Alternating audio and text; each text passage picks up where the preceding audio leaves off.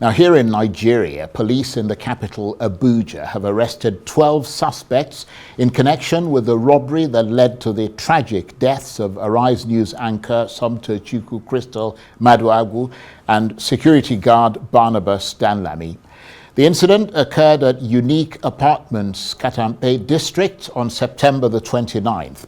And the police Scorpion squad, led by ACP Victor Godfrey, acting on digital and forensic intelligence, has now successfully, we're told, apprehended the armed robbery gang.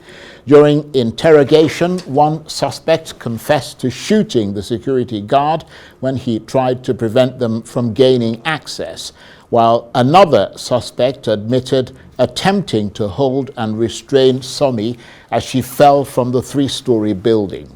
4 suspects were initially apprehended after the mobile phones they stole from the apartment complex were tracked. Each of the arrested suspects apparently received 200,000 naira, or about $120, as their share of the proceeds of the crime. Police have recovered exhibits used in the operation, including rifles, pistols, ammunition, machetes, knives, and torches. Well, for all this, I'm joined now in the studio by Arise Chief of Correspondence, Ferdinand Duruoha. Thank you for coming in, Ferdinand. Thank you so much, Charles. What's the latest update? Well, a part of me, there's this excitement, but sadly, it's not really we want to run out to the streets and shout, but thank God, according to the police now, we have the suspect, those involved in that incident that you want to say, first of all, those who shot the security man and then involved in the incident that led to Somtochukwu's death. Well, earlier today, the police did put out that statement concerning their apprehension. Unfortunately, for one or two reasons, the police have decided to, because it's still an ongoing investigation, they've said they will not be parading the suspects. One or two legal reasons, but then they've put out the suspects, put out their names, and they've actually walked us up to how they were able to arrest them, which is through some very credible intelligence. And moving on, you see exactly that they had to track those phones. Now, Charles, it's a shame, but then I spoke to one of the neighbors who said his phone, kept ringing 24 hours after that incident. And so for any smart, cop, that's a lead somehow. You have to track those devices, and that's exactly what they said, they did. So at least we thank them for that. We're looking forward to more information to know exactly what happened. We need to know what happened as regards that incident. We cannot just run to the market with that story of wanting to help Somtochukwu when she wanted to jump, and that doesn't really sound well, because first things first, they are very, very culpable. If they weren't there, she would still be sleeping. She wouldn't have any reason to go to the balcony at 3 a.m. at night. So it's an active investigation case, and we're continuing to follow up with the leads. And that really is the most heartbreaking part of all of this, isn't it?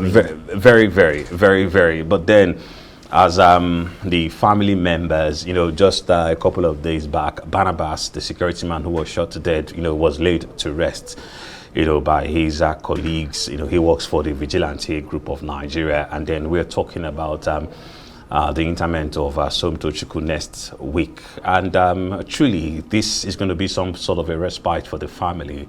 And that's because you want some kind of closure. Indeed. You want to see exactly what has happened. Now, we know that an autopsy have taken place. Now, for sake of investigation, the police have not put out the result of the autopsy. First of all, they want to give it to the family, and then let the family know how they want to go about it, if they want to make it public, or then just go home with it. But as we prepare for the service of songs and then for the funeral rites, this just at least helps soothe some nerves. Let us Indeed. know that at least the police, they have been able to somewhat, bring these persons. Now it's up to the public prosecutors to do their job in terms of knowing what to do, how to charge them, first degree, second degree murders, depending on the situation, because there are evidences of them coming there with a gun and then shooting Barnabas the security man, and for whatever they want to claim as regards Sommie Tochukwu, well, 2 persons are dead. Indeed. And those harms were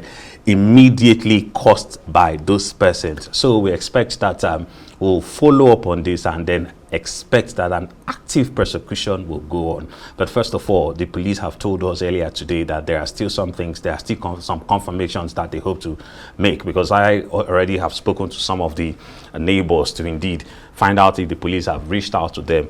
Now, as part of, the investigation exercise, sometimes you want to call the witnesses to come in and then testify, come in and then say exactly, yes, that if these persons were those persons who did, harass them or who were at their places, and that's exactly one of the leads that we're following up. And unfortunately, we couldn't really get that, from them. But I'm very sure that in a couple of days, we will know exactly what has happened, and these persons will be charged to court for various offenses. Very briefly, in the context of everything you've just told us, I mean, the police really need to be commended, don't they? I mean, they moved fairly quickly on this one. Yes, and we all know why. Well, some kind of interest, particularly we remember the president giving them the marching orders. Now, we take a look at FCT. Well, the whole country yes, was aflame.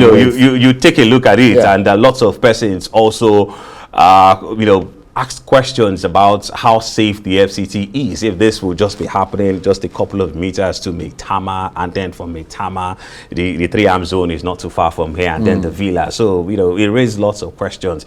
And from what we hear, we can tell you that it's something like a joint operation now from the IG's special task force team, and then also some operatives from the FCT command who were able to work together. Right. Close ranks, and then ensure that they encircle these guys within some of these places that they suspected, and then that's how they've been able to do that. And they also got some kind of private help from some of the trackers, like they did say. They put that one out. Well, there are some private companies that they've been working with, talking about people who help them with getting evidence, getting tracking and others, and they did diligence by putting it out there so that people will see those responsible for it, those who needs to be given commendations, and then also those areas where we think they really have to improve upon. Right. Because personally, I think the police have to do due diligence, our security have to do due diligence to ensure that they carry out some of these operations themselves. And while we understand that there's a need sometimes to seek support, public support, but if it's police business, it should really be police business, so that you ensure that you don't give room for information mismanagement. Ferdinand, thank you very much. You're welcome. Ferdinand Duruoha is arrived, Chief of Correspondence. Now,